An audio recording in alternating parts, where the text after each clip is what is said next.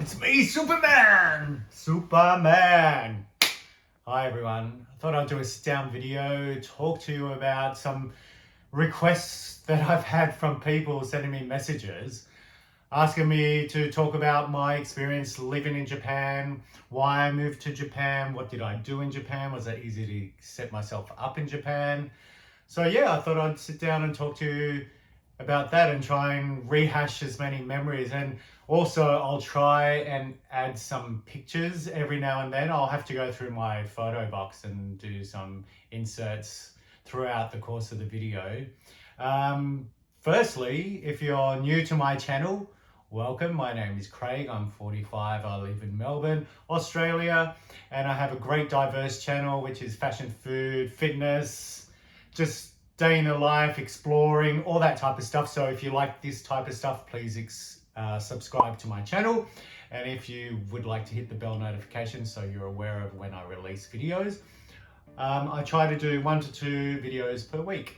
If you're part of the family here on YouTube, welcome back to my channel.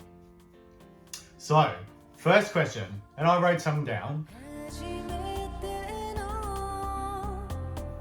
Okay, so I met this guy in Sydney. We met in Sydney Airport. We didn't speak to each other. We saw each other from afar. We were both seeing somebody off at the same time going to the airport, and coincidentally we were sitting in the same area to wait for the plane to depart. So we made eye contact.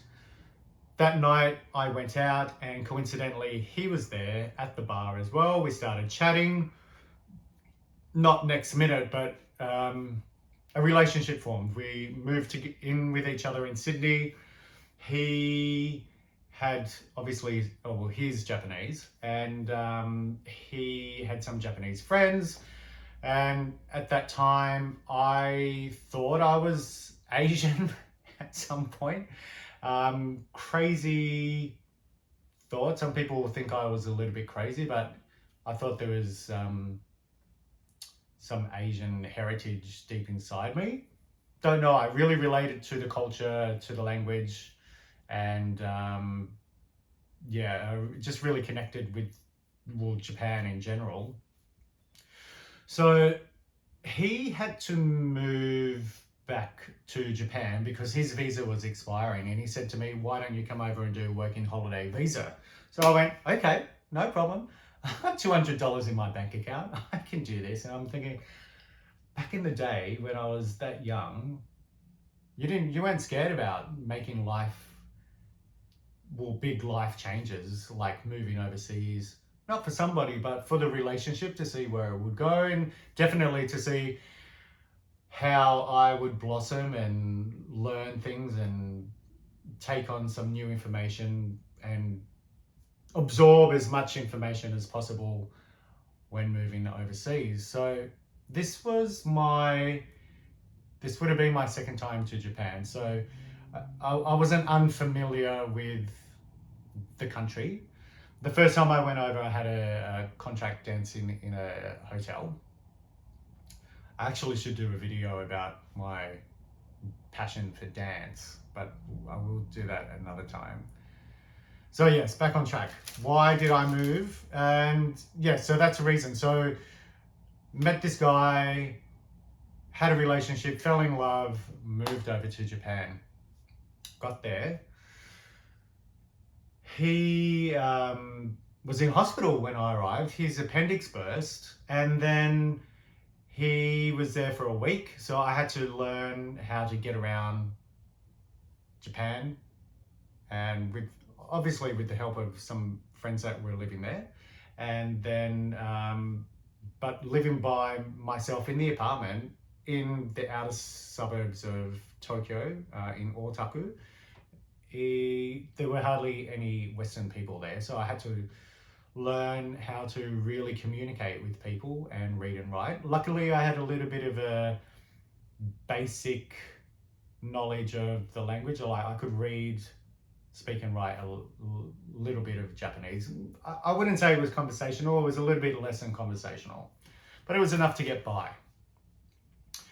Then he prior to the release of him from hospital, he got an infection, so he had to stay for another week. All right, I had this down pat. So I've moved to Japan in this foreign country, supposed to be there with my boyfriend. He's in hospital. His time in hospital has extended due to an infection. And then he comes out of hospital. I obviously nurture him, make him some food, all that type of stuff. Sadly, not long after I moved over, our relationship didn't last. I really can't remember why it lasted. I think we just fell out of love with each other, which is fine, that happens. But we stayed living together and we stayed friends, which is awesome.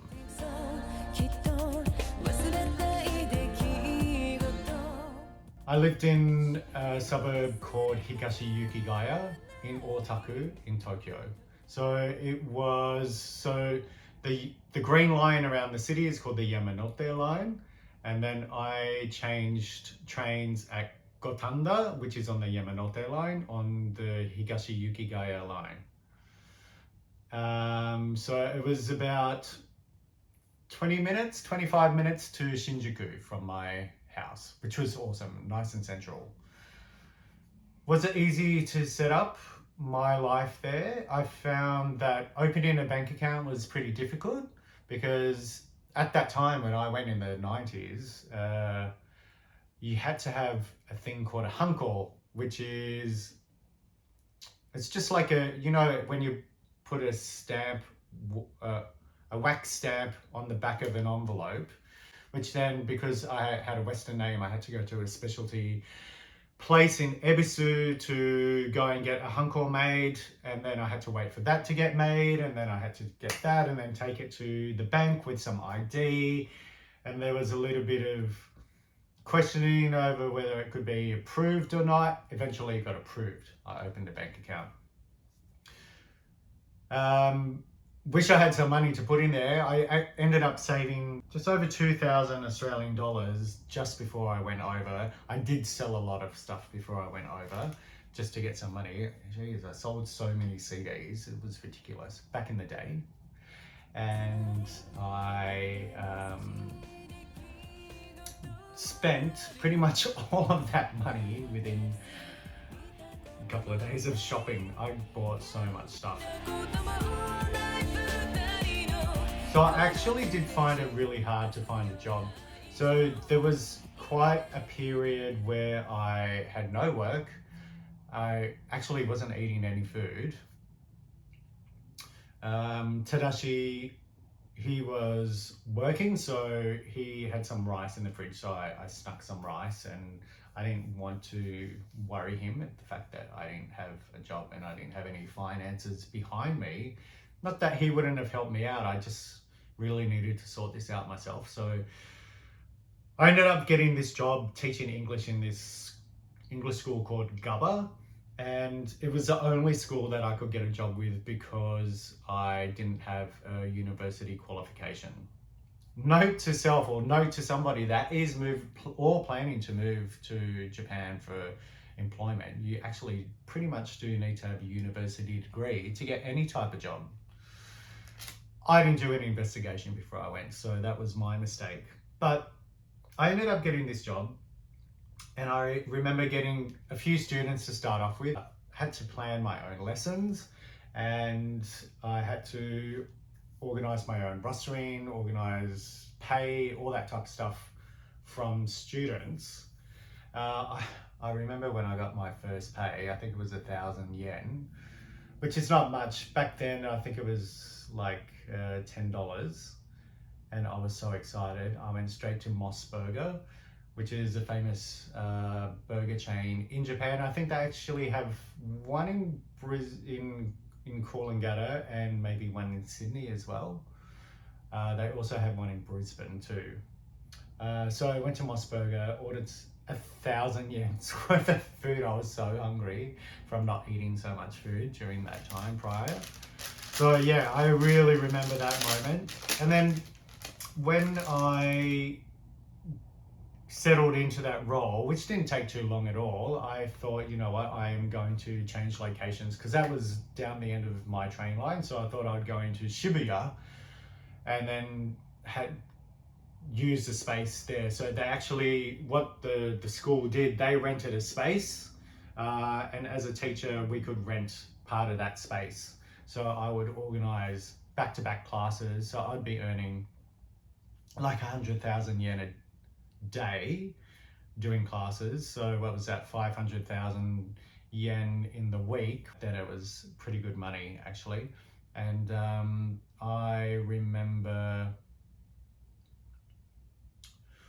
that I was living my best life, going out for breakfast, lunch and dinner, going out shopping, going on trips, going on overseas trips whilst I was living in there as well. So yeah, I really built up a really good foundation and a good student profile there. And then I was doing some private lessons as well. And then that branched out into doing some writing for NHK, doing some classes for them as well. And then it's amazing how when you have a student and that student works in a certain industry, and then it's a trickle effect of finding more work, finding more work, finding more work. I didn't limit myself to teaching English. In fact, I didn't want to teach English when I moved over there. I wanted to do something that not everyone else did, but that was pretty hard to get straight into. I did attempt to do some modeling work, and I did a few little gigs there. And then I also did some fashion work as well. So just trying to do some choreography for some fashion shows. Did a little bit of that, but the bulk and the main part of my income and living was from teaching English. The first real earthquake, I remember sitting on the ground in the apartment itself. It was the base floor with a little loft, and then on the base floor as well I had a small bathroomette and then a small kitchenette as well. I think from memory it was about $900 a month, which Japan is renowned for having very expensive real estate. I didn't think it was that expensive based on Sydney prices, but obviously the size of the place didn't match the size of the place that we could have got in Sydney for the same amount of money. But money wise, it was pretty similar to what we were paying anyway. Yeah, so we were sitting down, I was sitting down on the floor and watching some Japanese television, and I remember just swaying, and then it just got really violent, and I'm like, what the hell is going on?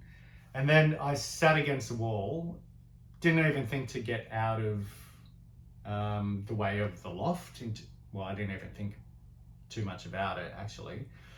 And then I ran outside once it just dissipated, and the eerie silence in the area was just crazy. I'm not sure if it's something that happens to everybody once they've experienced that, because there's so much noise and there's such a sensory overload that once you run outside, that there's just dead silence and you don't even hear any birds or anything like that, and then all of a sudden everything starts up again. Tell me if anyone else has experienced that type of sensation during an earthquake or after an earthquake. Look, I made a clear and conscious effort not to socialize too much with Western people. I made sure that I socialized with Japanese people all the time, and pretty much people that didn't really speak too much of English. So my Japanese became extremely good. My reading and writing capabilities also improved immensely, which also helped me get jobs later on, because then I actually was applying for work in Japanese restaurants. And I'm thinking, okay, well, I must have been confident with the language and with myself working in a foreign country to be working in a restaurant to serve native people all the time. I was successful in getting that role, and then last minute I chickened out. Bok, bok, bok. Bok, bok, bitch. Well, when I moved back home, I had such a really tough transition moving back to Australia, because in my mind, I really thought I'd live in Japan for a really, really long time. And I had a little bit of resentment coming back to Australia. And I remember comparing Japan and Australia so much to each other. And I was trying to really sort myself out really quickly so I could move straight back over. That never happened. And I remember, because initially Yoko, my ex-wife now, and I moved to my mum's house in Beverly Hills in New South Wales when we moved back. And it was before Christmas, and mum sort of knew that I was a little bit upset. Well, I think she knew that I was a little bit upset and felt a little bit like I wanted to go back to Japan. And maybe I may have said it a few times as well. But I remember, because that Christmas there were tickets coming out on sale for Barbra Streisand, and I surprised mum and gave her 4 tickets. Well, pretty much 1 ticket for her and then 1 for me and then 2 for other people. Tickets to Barbra Streisand, because she loves Barbra Streisand. So I was doing all these secret phone calls and stuff like that, and she thought I was doing the secret phone calls and stuff to go move back to Japan, but that wasn't the case. She got a pleasant surprise on Christmas Day when she opened up her present and saw that she had some tickets there, so that was a good little one. But yeah, it was a real tough transition coming back home. So I did really, really want to move back over, and then I got a job working in luxury fashion in Sydney at Prada, speaking Japanese to Japanese people every day. And I thought that, well, that's a pretty good compromise. So, you know, it was not until 4 or 5 years ago, it was the next time that I went back to Japan. So I think it was like 17 years later that I eventually went back over. And then coincidentally, now my cousin lives in Japan, so I caught up with him, and also dear friend of mine, Midori, who I met during class, teaching English classes over there, and then I taught her privately. And we had a great time getting to know each other, and we'd go to the ballet all the time, we'd go out for dinner. She's such a good friend, and we're still in contact now, and she used to come and stay with me here for weeks on end, and she'd go around and do some English classes and stuff like that. So yeah, we're still friends to this day. Yeah, I'm not sure if we'll ever see each other again, but never say never. Well, during my time in Japan, I actually did get married to a woman. I'll talk more about that in another video, but the reason why I left Japan were there's some health issues, and also the fact that my visa was running out, and my wife at the time, she didn't want to live in Japan. We knew each other in Sydney anyway, and she's Japanese, and then we decided to move to Australia, and we did that in 1999, toward the end of 99, and yeah, thought we'd move to Sydney to start our married life. Who would have thought, hey? Who would have thought? I hope that you enjoyed that little snippet of me living in Japan. Please comment down below if you've had any type of experience living overseas anywhere. Please also comment below if you'd like to know more specifically about different types of situations in Japan, where I can make a video on that as well. Anyway, I do hope you enjoyed this, and I hope you have a great day. The sun is shining here today, and I need to get outside and go for a walk because I've been inside for most of the day, actually. And yeah, take care. See you later.